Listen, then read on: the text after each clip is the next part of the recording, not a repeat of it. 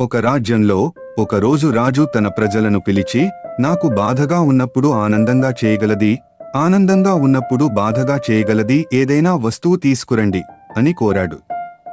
ప్రజలు చాలా వస్తువులు తీసుకువచ్చారు, కాని ఏదీ రాజును సంతృప్తిపరచలేదు. ఒకరోజు ఒక వృద్ధుడు రాజును కలిసి ఒక చిన్న ఉంగరాన్ని ఇచ్చాడు. ఆ ఉంగరంపై ఇది కూడా గడిచిపోతుంది అని వ్రాసి ఉంది. రాజు అప్పుడు అర్థం చేసుకున్నాడు, ఆనందంగా ఉన్నప్పుడు ఆ ఉంగరం అతనికి ఆనందం తాత్కాలికమే అని గుర్తు చేసేది, అతను వినయంగా ఉండాలని నేర్పేది. అలాగే బాధగా ఉన్నప్పుడు కష్టాలు కూడా శాశ్వతం కాదని, అవి కూడా గడిచిపోతాయని ఆశను కలిగించేది. మన జీవితం కూడా హెచ్చు తగ్గులతో నిండి ఉంటుంది. సంతోషం మరియు దుఃఖం రెండూ తాత్కాలికమైనవి, కాబట్టి ప్రతి క్షణాన్ని ఆస్వాదించండి మరియు కఠిన సమయాల్లో ధైర్యంగా ఉండాలి అని ఈ కథ సారాంశం. Please like, share and subscribe.